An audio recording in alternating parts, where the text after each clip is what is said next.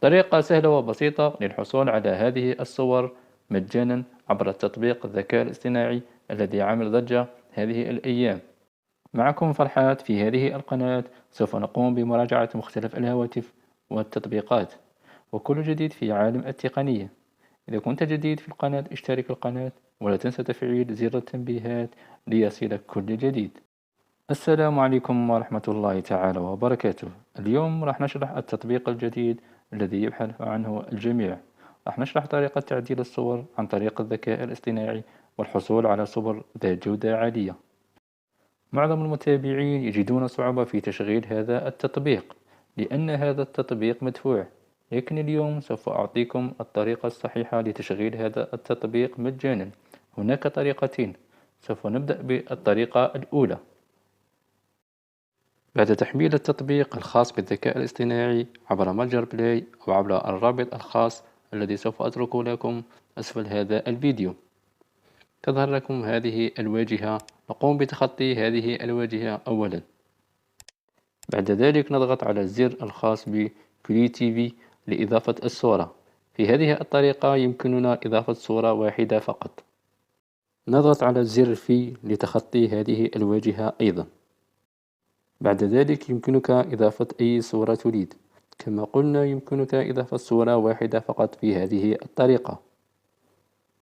في الخانة الأولى نكتب الاسم الخاص بنا ثم نضغط على موافق. ننتظر قليلا بينما يتم تحميل هذه الصورة.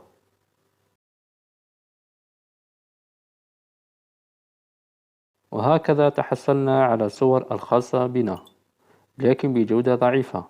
في الطريقة الثانية سوف تحصل على صور ذات جودة عالية. تابع الشرح حتى الأخير. في الطريقة الثانية نستعمل تطبيق ال VPN. يمكنك اختيار أي تطبيق الخاص بال VPN. سوف أترك لكم رابط التطبيق أسفل هذا الفيديو. قمنا بضبط التطبيق على الولايات المتحدة الأمريكية. ننتظر حتى يشتغل التطبيق ثم نذهب إلى التطبيق الخاص بالذكاء الاصطناعي.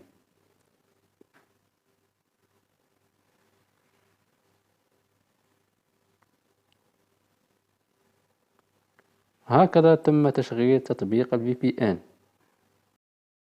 بعد فتح التطبيق تظهر لنا هذه الواجهة مباشرة. نضغط على في لتخطي هذه الواجهة.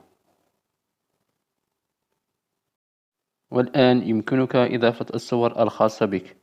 من الأحسن تكون صور واضحة وذات جودة عالية. يمكننا إضافة من 8 صور إلى 12 صورة. أنا قمت باختيار هذه الصور. بعد إضافة جميع الصور الخاصة بنا نضغط على موافق. ننتظر حتى يتم تحميل جميع الصور. ننتظر من 10 دقائق إلى 15 دقيقة حتى يتم معالجة جميع الصور. تنبيه: لا تخرج من التطبيق حتى تحصل على صور ذات جودة عالية. وهكذا تحصلنا على صور ذات جودة عالية. يمكنك تحميل الصورة التي تريد أو تحميل جميع الصور. يمكنك استعمال التطبيق عدة مرات بعد مسح البيانات الخاصة بالتطبيق. وهكذا تحصلنا على صور ذات جودة عالية عبر الذكاء الاصطناعي. أي استفسار حول هذا التطبيق أو أي تطبيق اكتبه لنا في التعليقات. إذا أعجبك هذا الفيديو لا تنسى دعم هذا الفيديو بلايك ونشره مع كل أصدقائك. نلتقي في فيديو قادم وإلى اللقاء.